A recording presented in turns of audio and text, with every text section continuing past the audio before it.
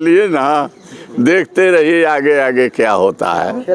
मैं समझता हूँ कि जो होगा अच्छा ही होगा। Slow and steady wins the race.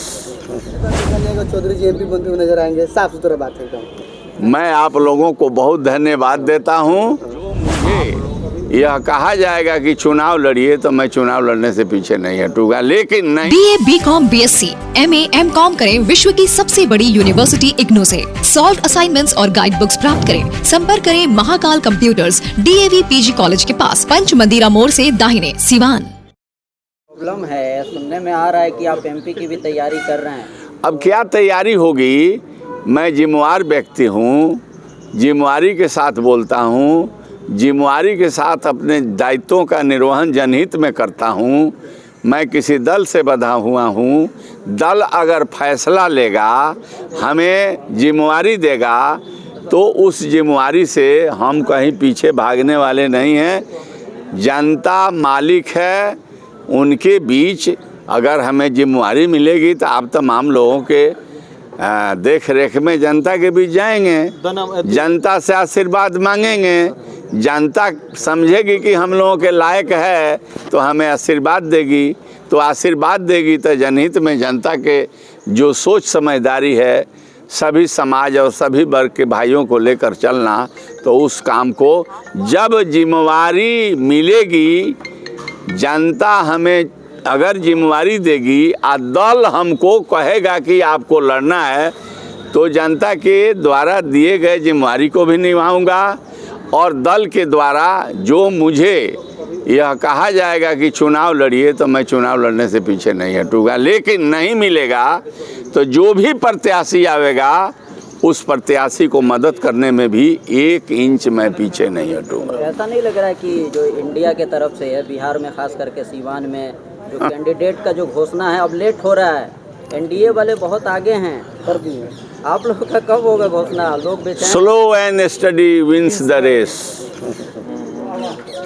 बुझ रहे हैं ना? कहते हैं कि पुराना थी वाला दौर खत्म हो गया, नोकिया वाला। अच्छा, चलिए ना, देखते रहिए आगे आगे क्या होता है। मैं समझता हूँ कि जो होगा अच्छा ही होगा, लेकिन जनप्रतिनिधि को जनता अगर जिता देती है तो जनप्रतिनिधि को जनता के प्रति जिम्मेवार होना चाहिए और उनके दुख सुख में शामिल होना चाहिए, उनके बीच रहना चाहिए और उनके समस्या के निदान के लिए बिल्कुल तत्परता से काम करना चाहिए। लोग बात कर रहे थे कि हम लोग खुशनसीब हैं कि हम लोग ज़िंदगी में पहली बार स्पीकर मिले सिवान के, दूसरा लड़का ये मृत्युंजय मिला, तीसरी बार देखा जाएगा चौधरी जी एमपी बनते हुए नजर आएंगे, साफ सुथरा बात है एकदम। मैं आप लोगों को बहुत धन्यवाद देता हूँ। आप लोग एक समाज के सजग प्रहरी है, प्रजातंत्र के चौथे स्तंभ हैं, और मैं आपसे कमिटमेंट करता हूँ कि मैं जो भी उचित होगा इस सीवान जिला के लिए, मैंने राज्य की जिम्मेवारी मिला था तो आप लोगों ने देखा होगा कि हम आसन पर क्या करते थे, कैसे करते थे।